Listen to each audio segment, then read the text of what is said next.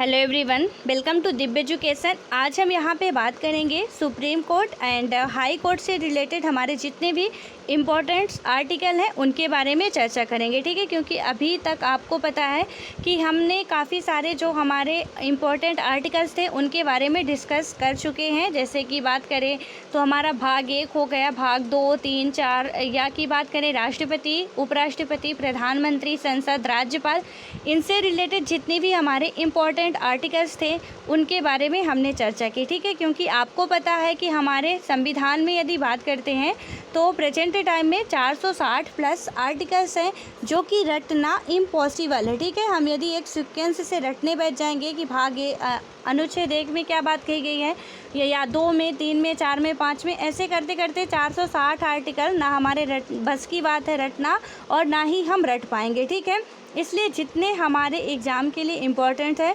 उन सभी को हम लोग क्या किए हैं, मतलब अलग करके पढ़ने की कोशिश करें ताकि अच्छे तरीके से आप सभी को समझ में आ जाए और जो भी इनसे रिलेटेड क्वेश्चन पूछे जाएं वो आपसे एक भी ना छूटे। ठीक है, तो जो भी पिछले वीडियोज नहीं देखे हो आप लोग उनको अच्छे तरीके से आप देख लीजिएगा। ज़्यादा लॉन्ग वीडियो नहीं है, ज़्यादा टाइम भी आपका नहीं लगेगा, और यदि 1 से 2 बार आप वीडियो को अच्छे से देख लेते हो तो फिर वो जल्दी आपसे भूलने वाला भी नहीं है। ठीक है, तो अब हम आज बात करेंगे हम सर्वोच्च न्यायालय एंड जो हमारा उच्च न्यायालय है इसके बारे में बात करेंगे कि इनसे रिलेटेड कितने कितने हमारे जो आर्टिकल्स हैं वो इम्पॉर्टेंट है।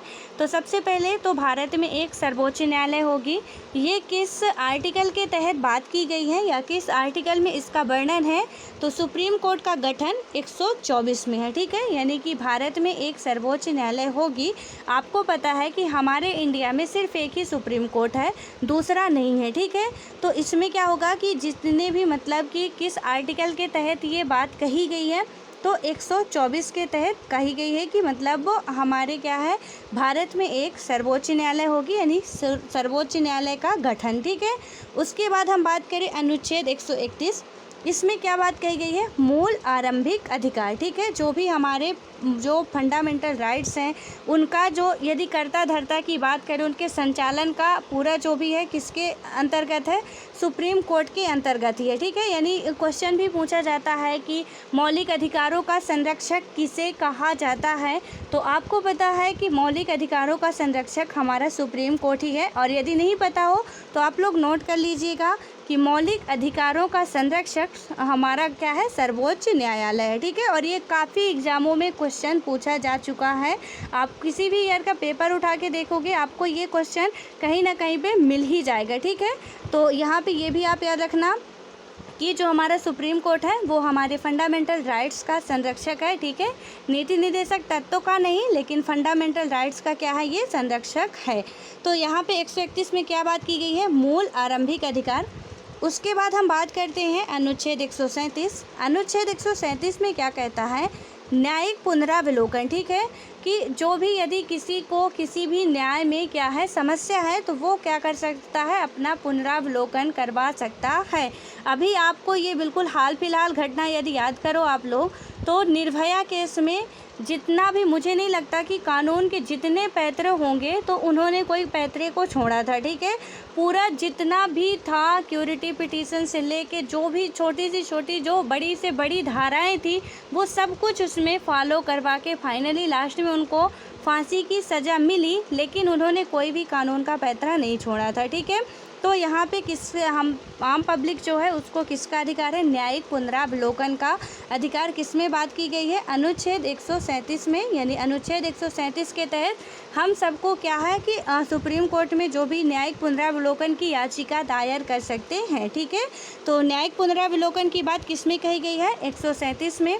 उसके बाद बात करें अनुच्छेद 143, यानी सुप्रीम कोर्ट राष्ट्रपति को सलाह दे सकता है। ठीक है, यानी कि बात करते हैं यदि हम, तो जो हमारा सुप्रीम कोर्ट होता है, हमने राष्ट्रपति में भी देखा था कि सुप्रीम कोर्ट राष्ट्रपति महोदय जी को सलाह दे सकता है, एडवाइस दे सकता है, लेकिन राष्ट्रपति महोदय उसको मानने के लिए बाध्य नहीं होते हैं। ठीक है, कि सुप्रीम कोर्ट कोई भी एडवाइस दे रहा है तो वहाँ पे राष्ट्रपति महोदय को यदि लगता है कि ये बात मानने योग्य है तो वो मानेंगे, अन्यथा कोई उन पे जोर ज़बरदस्ती नहीं होती है कि वो उनकी बात को मानेंगे ही। ठीक है, लेकिन हाँ, यदि कोई सलाह लेना हो या कि सुप्रीम कोर्ट किसी भी मामले के बारे में राष्ट्रपति महोदय को सलाह देना चाह रहा हो तो किस आर्टिकल के तहत ये उसको अधिकार प्राप्त है? 143 के तहत। ये काफ़ी एग्जामों में क्वेश्चन पूछा गया है, ठीक है। और जो भी हमारे राज्य लोक सेवा आयोग है या अदर एग्ज़ाम है उनमें बहुत ज़्यादा ये क्वेश्चन पूछा जाता है, तो आपको ये याद रखना है। अनुच्छेद 143 में क्या बात कही गई है? सुप्रीम कोर्ट राष्ट्रपति महोदय को सलाह दे सकता है, ठीक है। यहाँ पे याद रखना, वर्ड का कभी भी घुमा के दे सकता है आपको कि राष्ट्रपति महोदय सुप्रीम कोर्ट को सलाह दे सकते हैं 143 के अंतर्गत, तो गलत हो जाएगा, क्योंकि यहाँ पे बात क्या की गई है, जो हमारा सुप्रीम कोर्ट है या सर्वोच्च न्यायालय है वो राष्ट्रपति महोदय को सलाह दे सकता है, ठीक है। और राष्ट्रपति महोदय सुप्रीम कोर्ट से सलाह ले सकते हैं, ना कि उन्हें दे सकते हैं।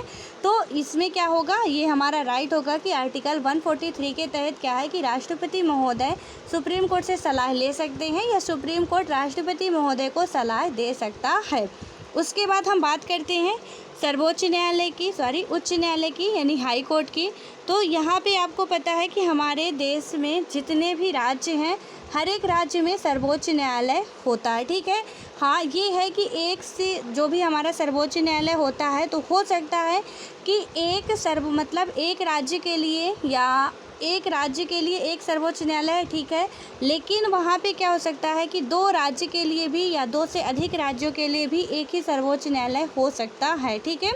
तो सबसे पहले यदि हम बात करते हैं इससे जो भी इम्पोर्टेंट आर्टिकल्स हैं, अनुच्छेद 114, ठीक है, 214 यानी कि 214 राज्यों के लिए, यानी कि राज्यों में एक क्या होगा, सर्वोच्च न्यायालय होगा, ठीक है।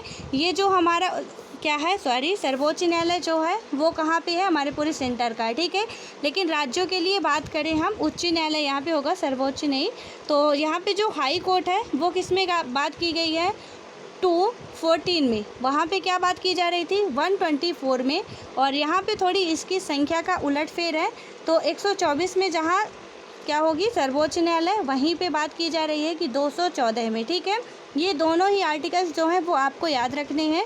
तो 114 में क्या बात की जाएगी कि राज्यों के लिए क्या होगा, सर्वोच्च न्यायालय होगी, उच्च न्यायालय होगा।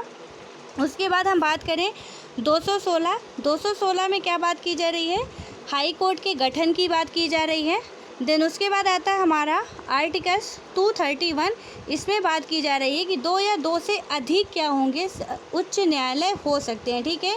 यानी कि एक उच्च न्यायालय जो है वो 2 या 2 से अधिक राज्यों के लिए हो सकता है और केंद्र शासित प्रदेश भी उसमें शामिल हो सकती हैं, ठीक है। तो अभी यदि हम प्रेजेंट टाइम में बात करते हैं तो कितने हमारे देश में सर्वोच्च न्यायालय हैं, तो यहाँ पे यदि हम बात करें 25 है, ठीक है। अभी तक क्या था, 24 ही थे। आपने पढ़ा भी होगा तो आपको लगता होगा कि मैं गलत बता रही हूँ, लेकिन आप यहाँ पे ध्यान से सुनिएगा। अभी तक 24 थे, लेकिन अब क्या हुआ है कि एक और सर्वोच्च न्यायालय उच्च न्यायालय बन चुका है, यानी हाई कोर्ट का गठन हुआ है। तो यहाँ पे कितने हो गए हैं, 25 प्रेजेंट टाइम में। बात करें यदि हम आज तक की, तो हमारे भारत में 25 उच्च न्यायालय हैं, ठीक है। और वो 25वां उच्च न्यायालय कौन है और इसका गठन कब हुआ था, आंध्र प्रदेश अमरावती में 25वां हाई कोर्ट, इसका गठन कब हुआ था, 1 जनवरी 2019 को, ठीक है।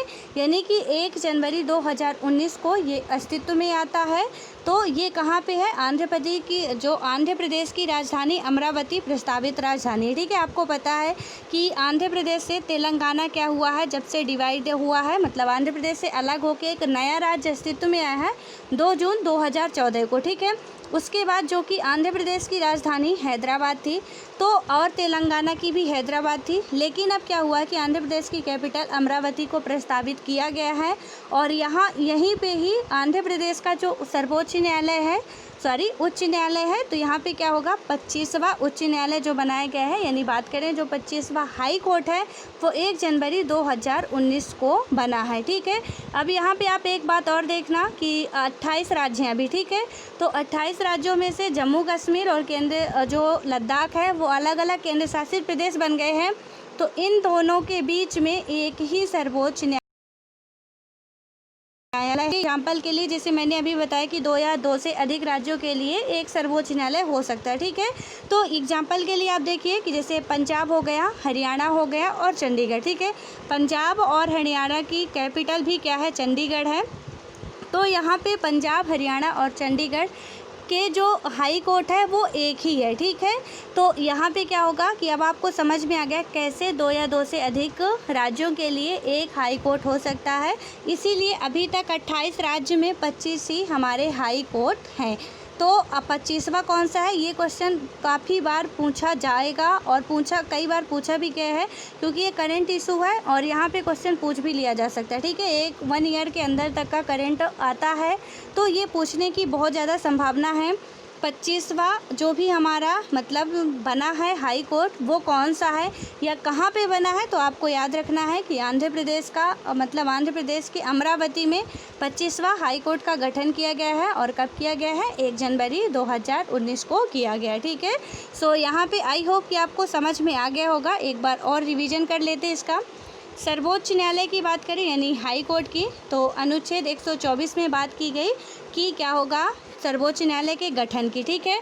यहाँ पे एक बात और याद रखना आप, ये जो 34 आपको दिख रहा है, तो ये 34 कोई इसमें से समझ में नहीं आ रहा होगा आपको, लेकिन यहाँ पे पता है क्या लिखा है कि मतलब पहले क्या था 31, यहाँ पे क्या थे, जज होते थे, ठीक है। चीफ जस्टिस ऑफ इंडिया 31 ही होते थे, लेकिन इसके अभी हाल फिलहाल में ही 2019 में ही क्या किया गया है, इसमें संशोधन किया गया है और 3 जज और बढ़ाए गए हैं, ठीक है। तो यहाँ पे अब कितने जज हो गए हैं, जजों की संख्या 34 है, यानी कि एक क्या होगा, प्रमुख जज होगा। आपको पता है जब हम इसका चैप्टर में पढ़ेंगे एम लक्ष्मीकांत जी की बुक से, तो वहाँ पे भी मैं आपको अच्छे से समझाऊंगी। तो वहाँ पे क्या है कि एक प्रमुख जज होता है और 33 अन्य जज हैं, ठीक है। पहले था कि एक प्रमुख जज और 30 अन्य जज, लेकिन प्रेजेंट टाइम में एक प्रमुख जज और 33 अन्य जजों की नियुक्ति की गई है। तो यहाँ पे क्या हो जाएगा, प्रेजेंट टाइम में यदि हमसे क्वेश्चन पूछा जाता है कि सुप्रीम कोर्ट में कितने जजों की संख्या कितनी है, तो 34 है, ठीक है। कंफ्यूज नहीं होना है, इसको आप लोग नोट कर लीजिएगा कि जो भी हमारे जज हैं वो कितने हैं, 34 है प्रेजेंट टाइम में। अभी वर्तमान समय तक की मैं बात करूँ तो 34 हैं, ठीक है। तो यहाँ पे क्या क्या हमने देखा कि अनुच्छेद 124 में बात की जाती है सुप्रीम कोर्ट के गठन की। अनुच्छेद 214 में बात की जाती है राज्यों के लिए मतलब हाई कोर्ट के गठन की, ठीक है। उसके बाद बात करें अनुच्छेद 131 मूल आरंभिक अधिकार, 137 न्यायिक पुनरावलोकन।